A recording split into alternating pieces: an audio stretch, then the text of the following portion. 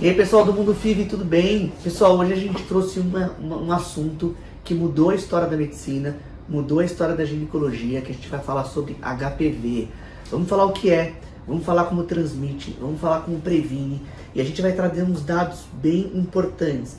Olha, eu queria abrir o vídeo com esse dado: apenas 55% das meninas de 9 a 14 anos tomaram as 2 doses da vacina em 2020. Então, apesar de a gente conhecer o assunto, falar muito e ser de graça no SUS para ir tomar, só 50%, 55% das pessoas entre 9 e 14 anos ali, que são o grupo que a gente está vacinando, tomaram a vacina. Então, pessoal, fica até o final do vídeo, se inscreve no canal, a gente tem alguns dados super legais para falar sobre papilomavírus humanos, sobre o HPV.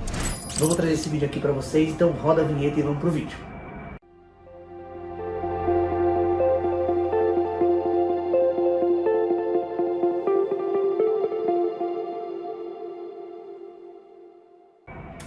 Pessoal, vamos falar sobre HPV. Eu queria começar a contar um pouco da história do papilomavírus humano, um pouco da por que ele se tornou tão importante. Então imagina assim, a gente conhece muita coisa em medicina, né? Existiram grandes médicos da história que foram dando passo à frente ali, que foram descobrindo coisas, melhorando todas as terapêuticas das pacientes, melhorando os resultados dos tratamentos cirúrgicos. E imagina que a gente fica ali 3, 4, 5 mil anos de história médica.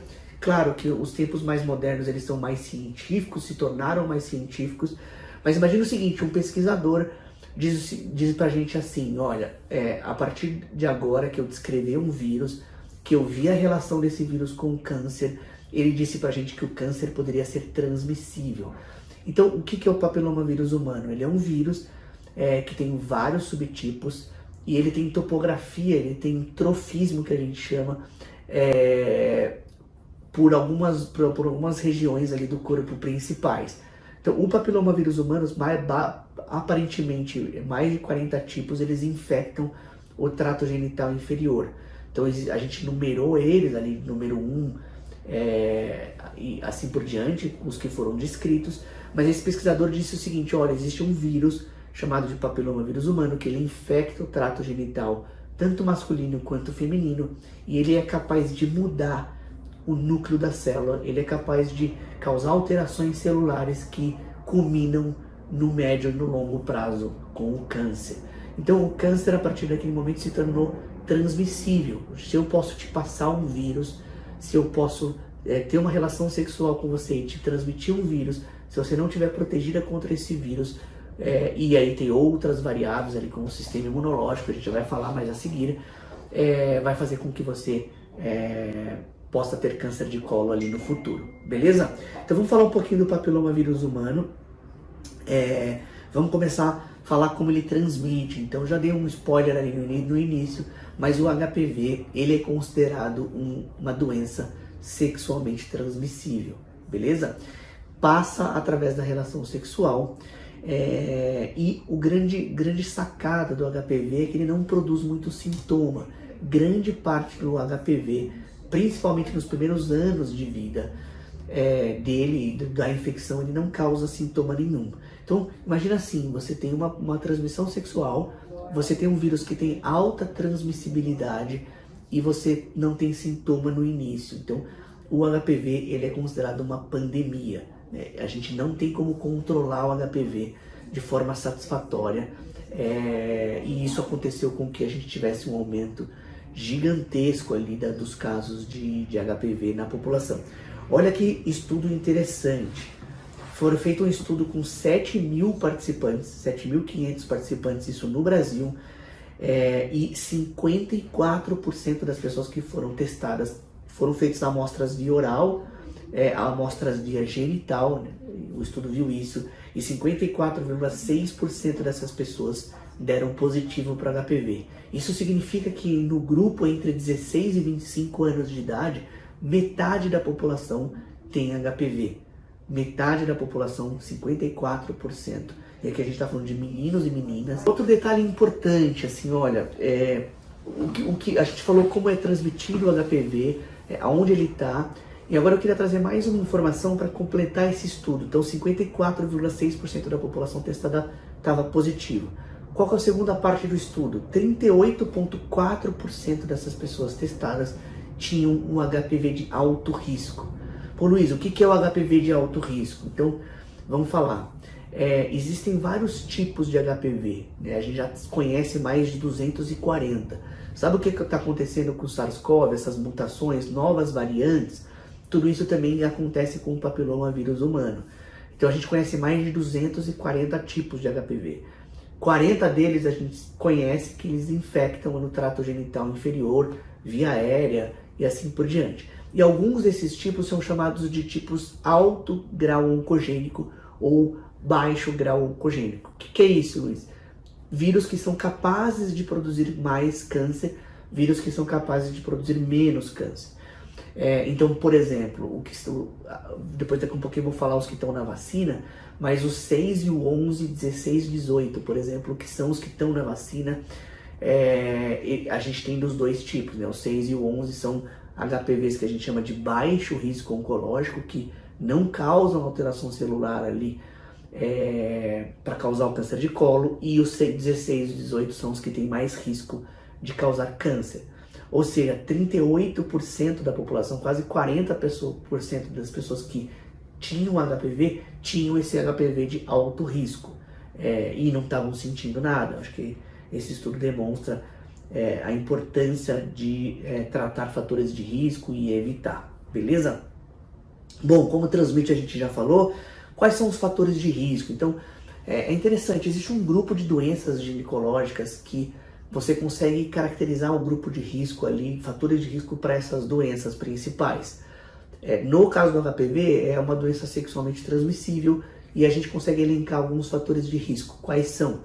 Início da atividade sexual precoce. Quanto mais precoce a pessoa começa a ter relação sexual, maior o risco dela entrar em contato em algum momento com o vírus. Então, início da atividade sexual precoce. Múltiplos parceiros.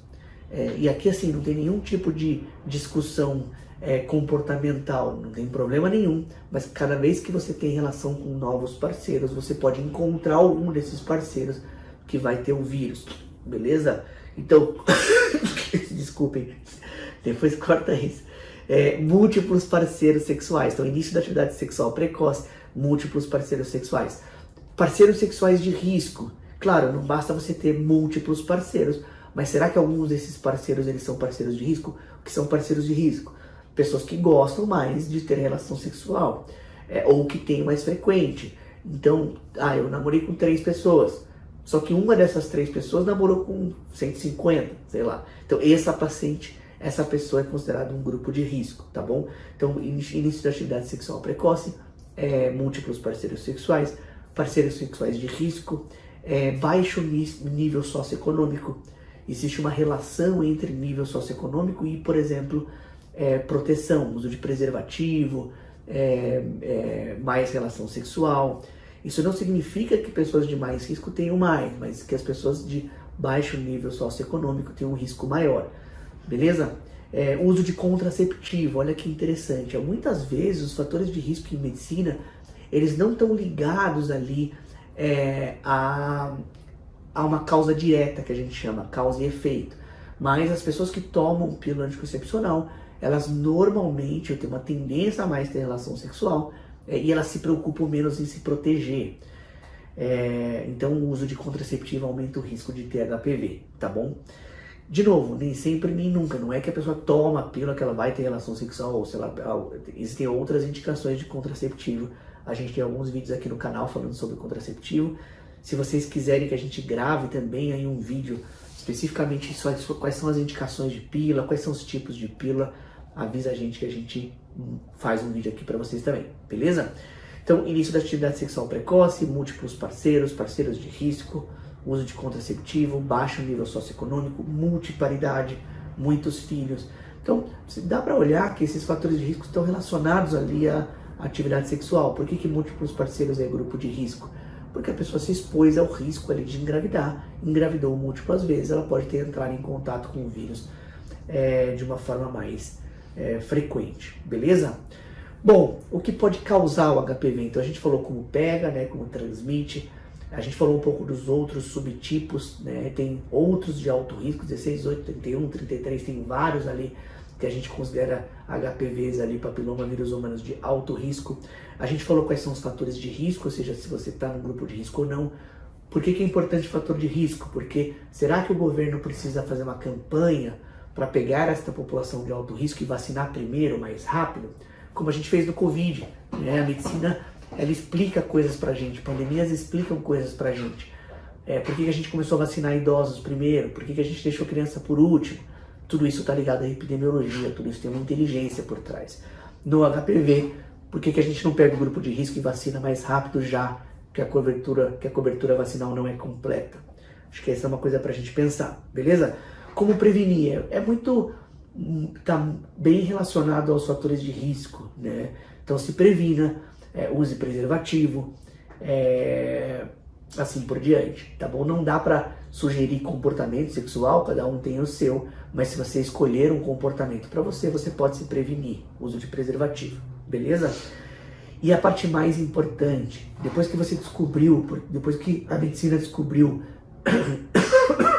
desculpa, que existe um vírus que pode causar problema, você pode vacinar a população, né? E a vacinação é a profilaxia primária. Então, gente, se eu puder dar uma dica aqui, vamos vacinar. Principalmente para os pais. Pais, se vocês estiverem assistindo esse vídeo, se vocês tiverem filhos pequenos, porque na nossa cabeça como ginecologista, a gente imagina que o pai veja ali que a vacinação está ligada ao início da atividade sexual. Não tem nada a ver uma coisa com outra, né? O governo vacina adolescentes, crianças de 9 a 14 anos de idade. Mesmo se ela não começou a ter atividade sexual, que seria realmente o ideal, mesmo que ela vai ter para frente, então chegou nessa fase, leva o seu filho no posto de saúde, aplica a vacina da HPV nele e nela, né? Que a gente inclui ambos, né? Tanto as meninas quanto os meninos.